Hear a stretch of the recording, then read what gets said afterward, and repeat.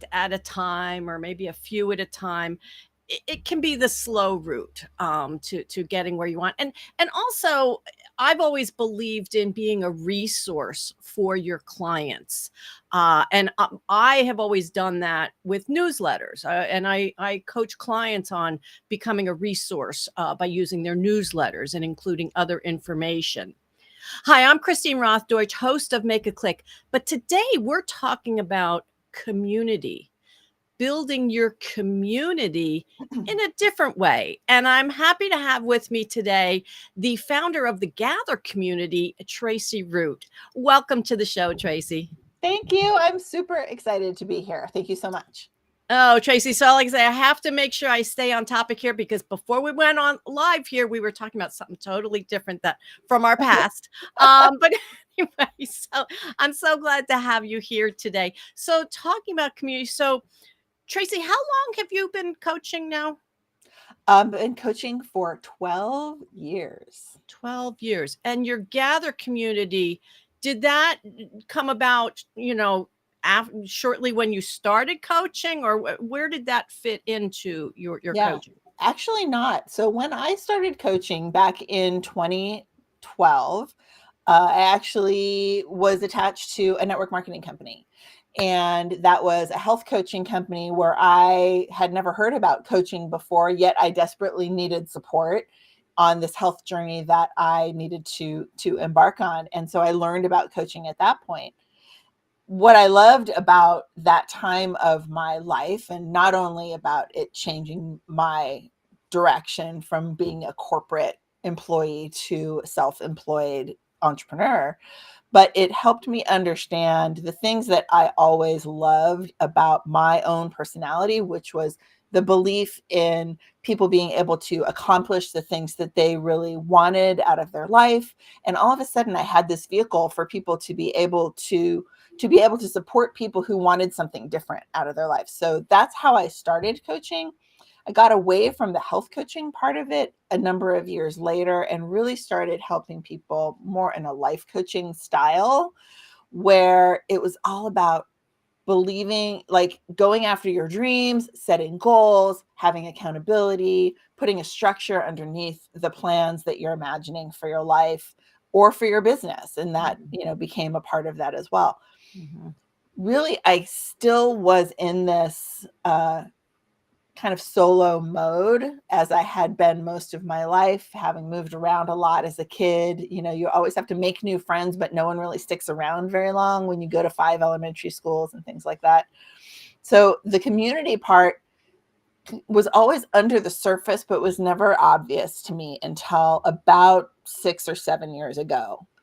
And I realized that I wanted to do group workshops. I really wanted to do like vision board workshops and have opportunity for people to bounce things off of each other, and not always just be the only teacher in the room, but for people to be able to have the benefit of being together and growing together. And that's when my love for community really began. The Gather Community actually started during COVID, because I had created a physical space, a brick and mortar room for these group activities. My corporate background was in interior design and project management. So I built out a room to be able to use and to rent to other people.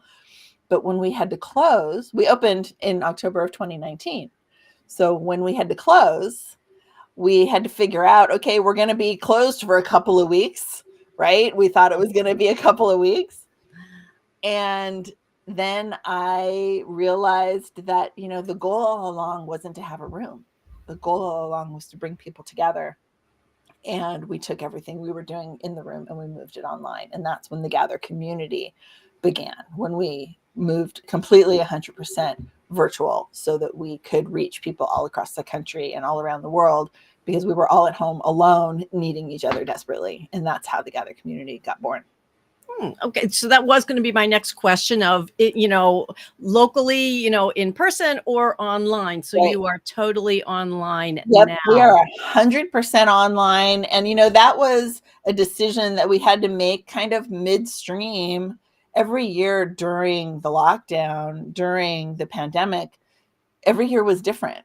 That first year, we were just kind of trying to get our feet underneath us and figure out how we were all going to personally, emotionally survive the first 6 months. And then the next year is like, well, I don't really know if we're going to be able to go back in person. So now what are we going to do? And then it was, I really want to go back in person, but I kind of don't feel comfortable doing that. So now what are we going to do? And then this past year was, we can go back in person. But what about all these people we just met all around the planet? I can't just leave that behind. This is really, it really is important. These relationships matter. And so I decided, as people were asking me, are you going to get a place again? Are you going to go back in person again? I said, no, we're not. We're an online community so that we can continue to support everyone who's looking for connection, regardless of where they live. So you're helping your members, giving them that connection and everything. So what does a successful and engaged community do for your business? Yes. Well, so yes, I'm helping our members who are, we have a couple of different levels of membership, actually. One level gets to have speaking opportunities and gets promoted, and we support, we, tell the world about what they're doing, and we host things for them and we bring people to those. We also have VIP community members, which are like the people who are looking for networking and personal and professional development opportunities for themselves, but not necessarily looking for promotion.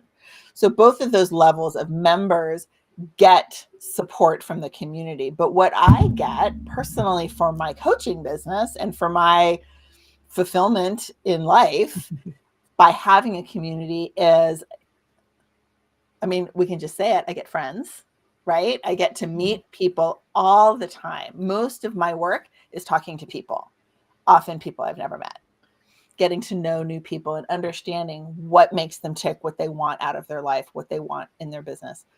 But also getting to see places like, how can I connect them, or how can I help them with what I do as a coach? So sometimes I'll be able to grow, to acquire new coaching clients through all of these people that I meet. But more often, I get to connect them and help them grow and flourish themselves, where the benefit to me is they come to Gather community events. Maybe they're members in the Gather community. Excuse me. So maybe they're members in our group, but really the fulfillment comes from knowing that we're helping other people to grow their own businesses, because women-owned businesses is a hugely growing segment of our population. And we know that when women make their own money and have a way to not have to rely on others for their finances, that they are more likely to give to their communities. They're more likely to uplift schools and children and support other women in business. And that's how a flourishing community and a flourishing city and town and country and world can really prosper, is by everyone lifting each other up. So, okay, so you're saying this is all about community. What's the difference if somebody says, well, I have a group, I got this group thing going here, so is there a difference? And I'm thinking there is, in that the word community just sounds so like drawing people together versus, oh, just come to this group. Can you elaborate on that? I think the intention is a big part of that, right? Like, so if someone were to say, oh, I have a group, I have a Facebook group, I have a whatever, like, what are they trying to do in that group? Is the goal that group is about them educating the people? That's great. Education is great. Is the goal, so it really goes back to intent. So the intent of the Gather community is not for me to be the teacher. The intent, and honestly, as a coach, I struggled with finding moments to even talk about what I do in my coaching, because my number one goal was to uplift our members and to connect them to each other, not to talk about me. So I have a mentor. One of the things she talks about is the idea of a celebrity community versus what's the other word? Oh shoot, I'm gonna forget it now. Like a celebrity idea versus a real connected community, right? I'm not there to be like, hey, I'm the queen and all of you are part of what I created. That's not the goal. My goal is for me to be able to create something for everyone else that they can connect and they can build. So, you know, a group is a part of a community in my mind. I do have a Facebook group. Some people don't like Facebook. That's totally fine. I honestly don't love it either. But it's a tool and it exists, and that's where my people hang out. So that's where I'm at. I know some great people who work maybe more in the business to business sector who are LinkedIn groups. These are both ways to communicate one to many. And that's really what social media is all about, right? Communicating one to many. We also do the same thing with our email lists. It's a communication of one to many. But with email, it's one directional. In social media, it can be, multi-directional. And I think that when you say I have a group, my goal would be to make sure that communication is multi-directional and not just me teaching the masses, because that's a very top-down approach. And I really appreciate a more even across approach, because we all have value and we all have something to offer to each other, and we all get to decide what we resonate with and what we don't. And me being the boss of everything is not the goal. Bringing people together to connect to each other is the goal. So would you say that would you say this is something just for coaches to say, I am going to build a community, or do you see other types of businesses able to kind of do the same thing? Yeah, I think lots of different types of businesses can do the same thing. I think that obviously it's great for coaching because our tendency is to listen and ask for consensus in a group, things like that. I also love it for people who have it's like a product where maybe there's like a following. So someone who works with essential oils is a great example, right? There might not be a coach, but they've got an education component, they've got a sales component, and they've got people who have experiences to share. And so they can share those experiences with others. Hey, I use this, I use that, this helped me. Everyone gets to help each other in a community that this person whose job it is to sell essential oils, started. So when I'm speaking about community, I often remind people that you're not just trying to collect people who are clients. You want a whole collection of different types, different categories of people. Clients is definitely one, because if you have a community of engaged clients, they're going to be sticking around and continuing to be clients. But you also want to include potential clients, people who aren't yet clients, because if you're using a Facebook group as an example, if those potential clients are connected to those clients in a place where there's back and forth communication, then those potential clients are more likely to become clients because they're hearing secondhand or validated experiences from third-party validation. I'm looking around to see if I have water. I don't. I'm okay. There's two other categories, though, not just clients and potential clients, that you want in your community.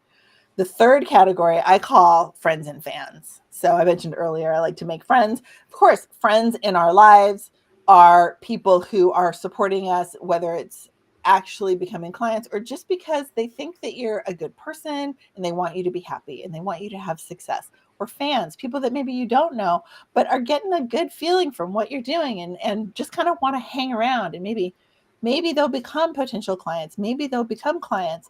But if they are just in support of you, they can be part of your community as well, because they can say, hey, I can validate Christine. She is a super awesome gal. She's so friendly. She's so committed to what she does, all of those good things, whether or not they've ever actually worked with you, but you have a personal relationship with them in some way. Yeah. And then the fourth category, I hesitate to use this word, but influencers is the best describer. And it's people with influence, people who have their own communities, people who have their own reach out there in the world, to be able to say, hey, I heard about this gal, Christine. She's doing this thing. I thought it was really cool. Thought you might want to check it out. And just spreading the word to people that you would never have met. And so that helps you to grow your community as well. And those people could potentially become fans or potential clients or clients. So I often use the analogy of ripples in a pond, right? Imagine every person that we meet and every person that we connect to in a community like this is a little pebble. And everyone's pebble is a different size based on how much reach they have, how long they've been in business, how many Facebook friends they have, how extroverted they are and talking out there in the world. Everyone's pebble is a different size. And when you toss them all into the lake, every ring is a different size. We all have different size little ripples, right? Some people have little ripples. They're just getting started. They don't have a big circle of influence. Some people have giant ripples. They've been in business for 31 years and they have, helped thousands of people and have so much, real, like people believe what they say when they say it. They have a lot of influence. All of those ripples are one piece, but then think about it in the lake. All those ripples are overlapping. So someone with a little ripple is overlapping with someone with a big ripple. And all of a sudden your ripples together are bigger than either one of them ever were alone.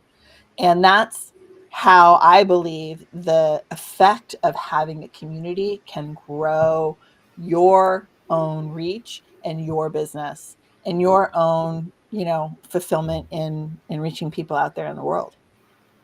Now, Tracie, some of our listeners might be thinking, wow, this sounds great. However, boy, it sounds like a lot of work. I would imagine, as with anything in business, yes, when you first start out, when you put any new strategy into place, yes, it's going to take more work than after you get it going. And from what you've been saying is your community is about your members really stepping up and helping one another and making connections and whatnot. So what can you help our listeners with in that area if they're thinking to get started? This is something they want to do? Yeah, absolutely. So as I mentioned, we often start with those clients that we already have. And most people who have a business, who have a group of clients, probably already have some sort of client group that they are communicating with. Again, whether it's via email or in a Facebook group, or that's their friends on social media or whatever. So you probably already have the start of your community existing. The Gather community and Gather and the list that I used to build that business started with my coaching list from many, many years before. And not everyone was necessarily a client fit, but they were friends and fans, right? So I think that the main thing to say is that people often imagine that it has to be like created, and in effect it kind of probably already exists. You just have to look at it in a new way.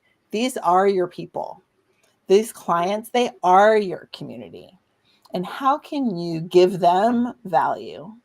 Whether it's you're teaching, you're inspiring them, you're connecting them to each other, you're giving them resources from outside of yourself, giving that value and giving them an opportunity to connect to each other, that's the beginning. And then you can just take it step by step in whatever works best for you. Now, the Gather community itself, like I said, we started with my own social media reach and my own list, and started opening up the Zoom room to all of those people. And whoever showed up maybe invited friends. And it can grow organically.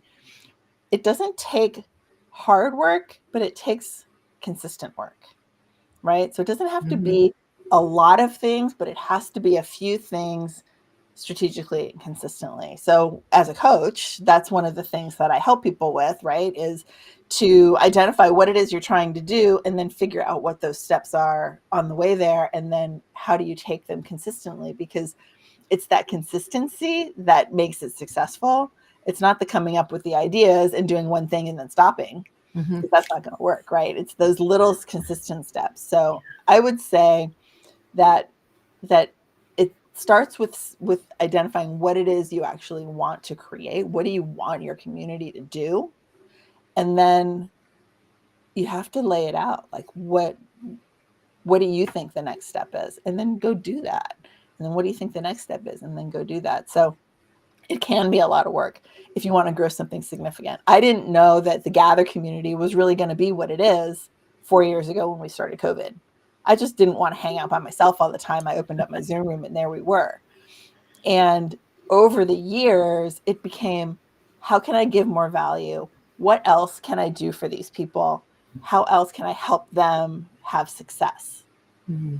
And it organically comes. Now you have to make choices. You can't do everything every day. You'll get burnt out, Mhm. and not everything works with the strategy of growth. Some things are, bright shiny objects that are distracting. So that's all part of the Yeah. education or the journey as well, is figuring out what is the right thing for what you want. Defining what you want is really the first step. Well, Tracie, this has been some great information. Thank you so much for that. You do have a page, I know, with tons of good information for everyone out there. How can our audience find out more about you?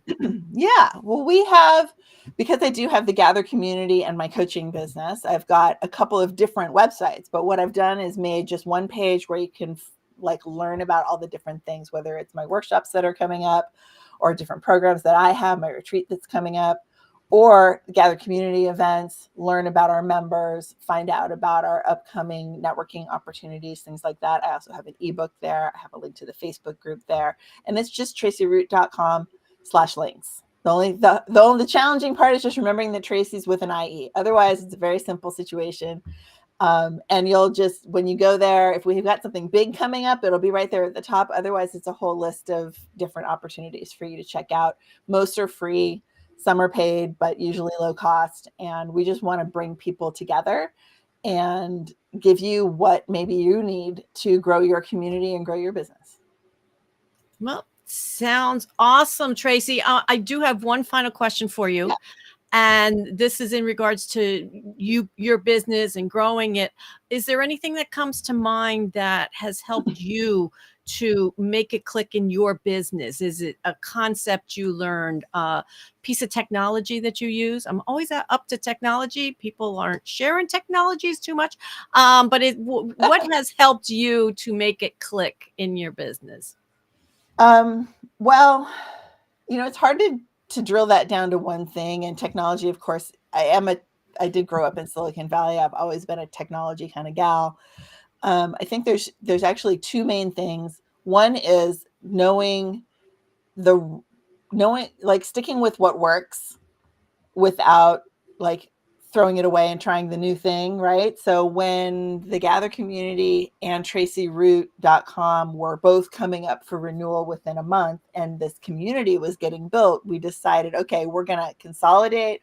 We're going to put it on a new platform that gives e-learning opportunities and membership opportunities and commerce and all of the things that I saw in the coming years that would give us what we were going to create that didn't even exist yet. And I worked with my online business manager to determine what that right platform was. So we use Kartra. There's lots of platforms out there, but I think finding what is going to work for you for the long term is a really important thing to remember. People are always asking, I'm going to change my CRM. I'm going to do this. Don't change stuff. Like, make a decision and stick with it, because all of that changing is just making things take longer. Yes, yes. And then the last piece is that everything that you do is a choice. So, like, choosing to stick with what you've got or make a change, that's a choice. You do get to decide. You also get to decide what your business looks like. You get to decide how much you work. You get to decide how you show up in a networking meeting, and if you're going to be energetic or if you're going to be very professional or if you're going to have pink hair or whatever. These are all decisions that you get to make. No one else can make them for you. And when you really lean into the things that you really want, that's when the magic starts to happen, because we spend so much time in the world of should. And if we can remember what we actually want and then make choices that are in that direction, then we're really going to be so much more happy, so much more fulfilled. And our business, the energy behind it will fuel that as well. And it will just grow. That's totally happening with me, even more so this year than in the past. Every year is a new year to make new choices and see the growth happen. Oh, wonderful advice, Tracie. And, like make decisions and move forward. Yeah. And that's, I think, one of the hardest things. And it's all your choice. Like, we all Yes. make decisions, but often we decide things based on what we think we're supposed to be doing. And really, you get to decide what you're supposed to be doing. You get to make that choice. Yes. Well, this has been a great conversation, Tracie. Thank you so much for being my guest today on Make It Click. It's my pleasure.